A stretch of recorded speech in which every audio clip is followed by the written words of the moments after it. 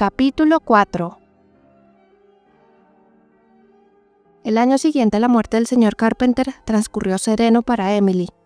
Sereno, agradable, y aunque ella intentaba ahogar este pensamiento, algo monótono.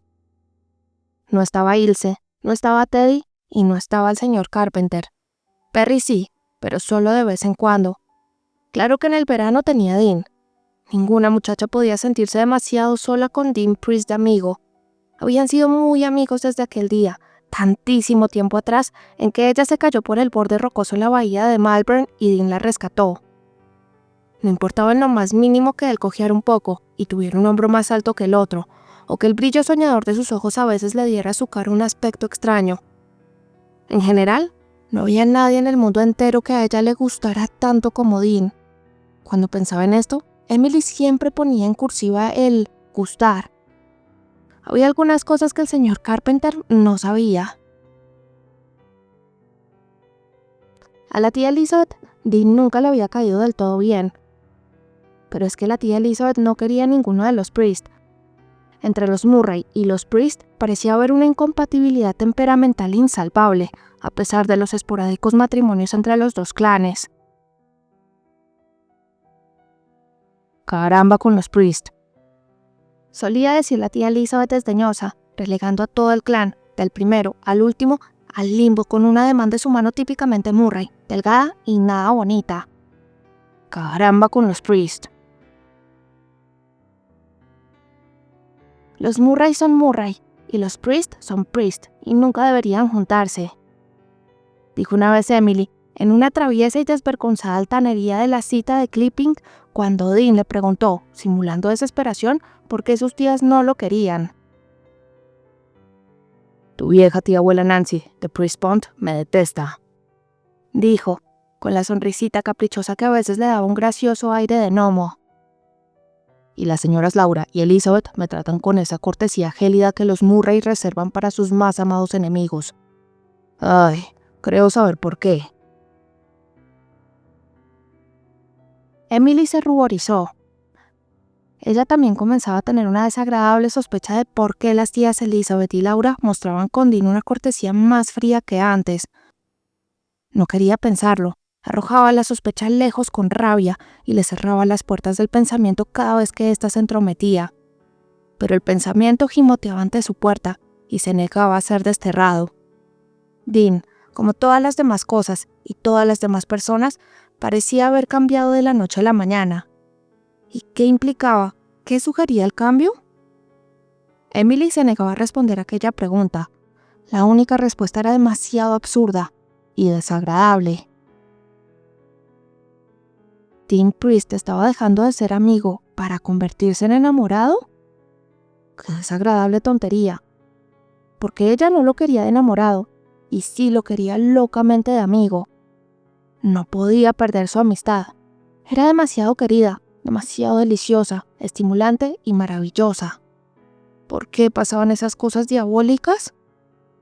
Cuando Emily llegaba a este punto de sus divagaciones, siempre se detenía y volvía atrás, furiosa en sus pasos mentales, aterrada al darse cuenta de que estaba a punto de admitir que esa cosa diabólica ya había sucedido o estaba en pleno proceso.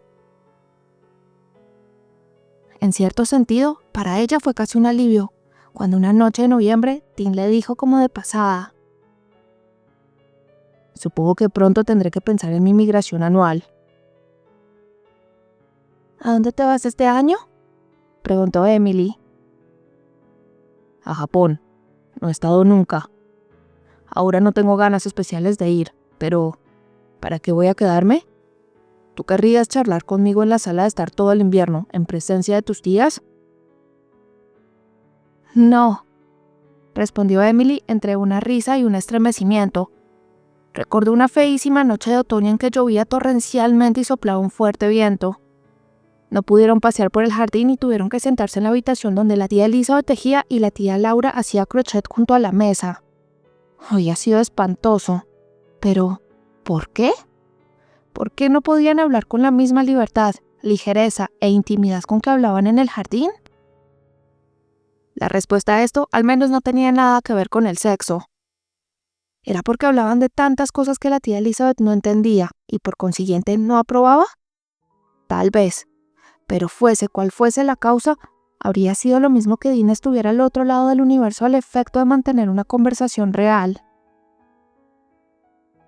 De manera que me voy, dijo Dean, esperando que esta muchacha exquisita, alta y blanca dijera en aquel viejo jardín que lo añoraría terriblemente.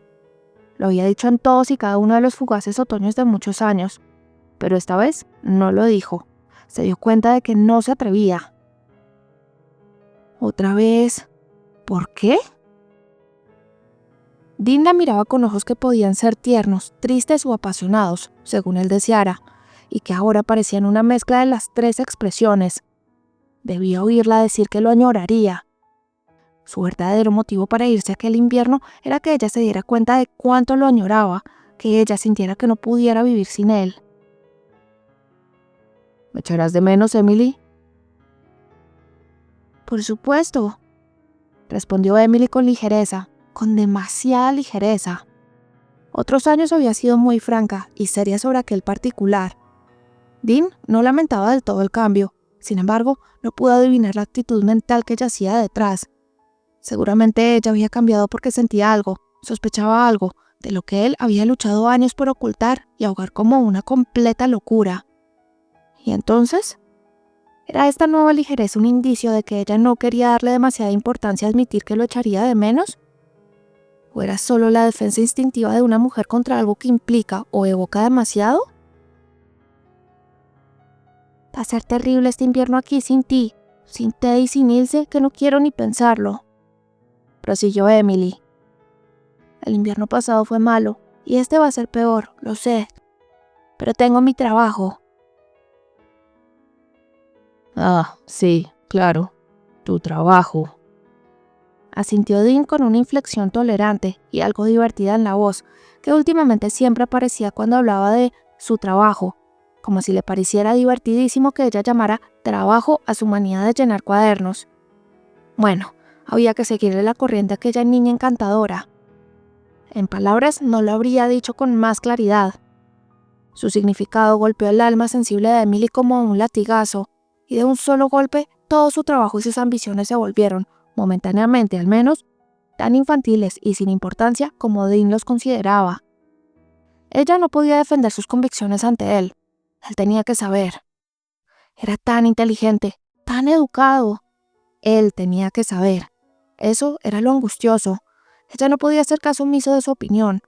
Emily sabía en lo más profundo de su corazón que no podía creer del todo en sí misma hasta que Dean Priest no admitiera que ella podía hacer algo de veras valioso en ese sentido. Y él nunca lo admitía. Llevaré imágenes tuyas a todos los lados que vaya, Estrella, le decía Dean. Estrella era el viejo apodo que le había dado, no un juego de palabras por su apellido, sino que decía que ella le recordaba una estrella. Te veré sentada en tu habitación junto a esa vieja ventana, tejiendo tus bonitas telas de araña, caminando por ese viejo jardín, paseándote por el camino del ayer, mirando el mar. Cada vez que recuerde algo de la belleza de Playwater, te veré. Después de todo, toda esa belleza no es más que el marco para una mujer hermosa. Tus bonitas telas de araña. Ah, ahí estaba. Esto fue todo lo que Emily oyó. Ni siquiera se dio cuenta de que él le decía que la consideraba, a ella, una mujer hermosa. ¿Piensas que lo que escribo no son más que telas de araña, Dean?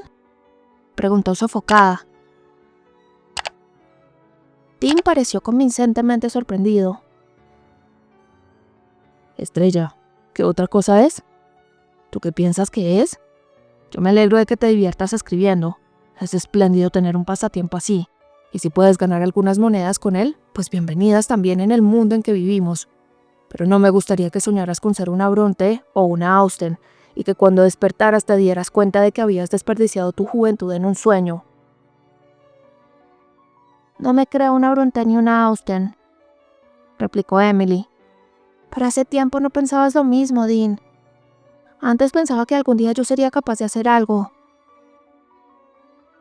Los sueños de una criatura no se aplastan, dijo Dean. Pero sería una tontería llevar los sueños de la infancia a la madurez. Es mejor enfrentarse a los hechos. Tú escribes cosas encantadoras a tu manera, Emily. Conténtate con eso y no desperdicies tus mejores años ansiando lo inalcanzable y luchando por llegar a alturas que están lejos de tus posibilidades. Dean no miraba a Emily. Estaba apoyado en el viejo reloj de sol y lo miraba con el entrecejo fruncido, con el aire de quien se obliga a decir algo desagradable porque lo considera su deber. «No quiero ser solo una escritora de historias agradables», exclamó Emily con rebeldía. Él la miró a la cara. Ella era de su misma altura, algunos milímetros más alta incluso, aunque él se negaba a admitirlo. «No tienes que ser sino lo que eres», dijo él impetuosamente. «Una mujer como no se ha visto antes en esta luna nueva. Puedes hacer más con esos ojos, con esa sonrisa, de lo que podrías hacer con tu pluma». «¿Me recuerdas a la tía abuela Nancy?», dijo Emily cruel y desdeñosa. Pero, ¿había estado él cruel y despectivo con ella? Las 3 de la madrugada la encontraron con los ojos muy abiertos y angustiada. Había pasado horas sin dormir, enfrentada a 2 convicciones terribles. Una era que jamás haría nada valioso con su pluma. La otra era que iba a perder la amistad de Dean. Pues amistad era todo lo que ella podía darle, y eso a él no le bastaba. Tendría que hacerle daño. Y ¡ay! ¿Cómo podía lastimar a Dean, a quien la vida había tratado con tanta crueldad? Emily le había dicho no a Andrew Murray y se había reído sin el menor remordimiento al rechazar a Perry Miller. Pero esto era completamente diferente. Emily se sentó en la cama, a oscuras, y gimió con una desolación que no era menos real ni menos dolorosa por el hecho incuestionable de que 30 años después se preguntaría por qué caramba había gemido. «Ojalá no existieran los enamorados ni el amor en el mundo», dijo con feroz intensidad, creyendo sinceramente que creía lo que decía. Como todo el mundo, a la luz del día, Emily vio las cosas mucho menos trágicas e intolerables que en la oscuridad. Un bonito cheque y una gentil carta de reconocimiento que la acompañaba le dieron buena parte de su respeto por sí misma y de su ambición. Lo más probable también era que hubiera imaginado significados en las palabras y las miradas de Dean que estaban lejos de sus intenciones. No pensaba convertirse en una tonta de esas que creen que cualquier hombre, joven o viejo, al que le gustara hablar con ella, o incluso hacerle un cumplido en un jardín en sombras e iluminado por la luna, estaba enamorado de ella. Dean tenía edad suficiente para ser su padre. La despedida poco sentimental de Dean cuando se fue le confirmó esta reconfortante seguridad y le permitió echarlo de menos sin reservas. Y de hecho, lo echó mucho de menos. Aquel año la lluvia en los campos otoñales fue algo muy triste, al igual que las fantasmales brumas grises que venían lentamente desde el golfo. Emily se alegró cuando llegó la nieve y su brillo. Estuvo tan ocupada, escribiendo largas horas, a menudo hasta bien entrada la noche, que la tía Laura comenzó a preocuparse por su salud, y la tía Elizabeth dijo 1 o 2 veces, protestando, que el precio del aceite de carbón había subido. Como Emily pagaba el aceite que consumía, la indirecta no surtió efecto. Estaba empeñada en ganar dinero suficiente para devolverle al tío Wallace y a la tía Ruth lo que habían gastado en ella en sus años en Shrewsbury. A la tía Elizabeth le pareció una ambición digna de elogio. Los Murray eran una raza independiente. Uno de los dichos del clan era que los Murray habían tenido su propio bote en el diluvio. Nada de arcas promiscuas para ellos. Claro que había aún muchos textos rechazados que el primo Jimmy, mudo de la indignación, llevaba a casa desde el correo. Pero el porcentaje de aceptaciones aumentaba firmemente. Cada nueva revista conquistada significaba un escalón más en el sendero alpino. Ella sabía que paso a paso iba puliendo el oficio de su arte. Hasta los diálogos amorosos que tanto le habían preocupado en el pasado, ahora le resultaban fáciles. ¿Tanto le había enseñado los ojos de Teddy Kent? Si Emily se hubiera tomado tiempo para pensar, se habría sentido muy sola. Había algunas horas muy tristes, en especial después de la llegada de una carta de Ilse llena de historias sobre sus divertidos días en Montreal, sus éxitos en la escuela de oratoria y sus preciosos vestidos nuevos. En los largos atardeceres cuando miraba estremecida por las ventanas de la vieja casona y pensaba qué blancos, fríos y solitarios se veían los campos nevados sobre la colina, qué oscuras, remotas y trágicas las 3 princesas, Emily perdía confianza en su estrella. Quería verano, campos de margaritas, mares neblinosos con la salida de la luna o púrpuras con la puesta del sol. Amigos, Teddy. En aquellos momentos siempre sabía que quería a Teddy. Teddy parecía tan lejano. Seguían manteniendo una fiel correspondencia, pero ya no era lo que había sido. De pronto, en el otoño las cartas de Teddy se habían vuelto más frías y formales. Y ante este primer síntoma de enfriamiento, la temperatura de Emily bajó considerablemente. Pero tuvo horas de éxtasis e introspección que inundaban de gloria sus recuerdos y proyectos. Horas en las que sentía dentro de sí la facultad creadora ardiendo como una llama inmortal.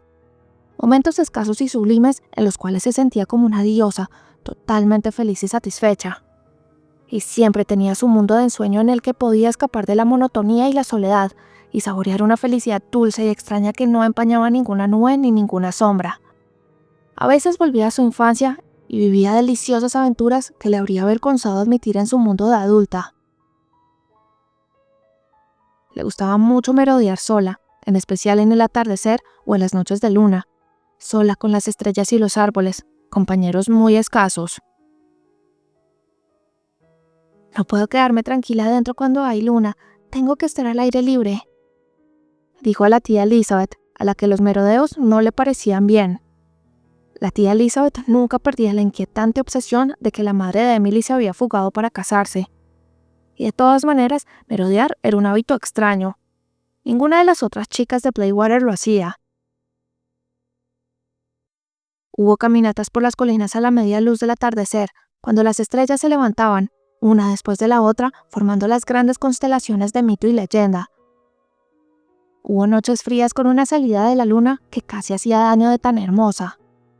Agujas de abetos blancos que se clavaban en los crepúsculos de fuego, bosques de abetos rojos de misteriosa penumbra, paseos por el camino del mañana.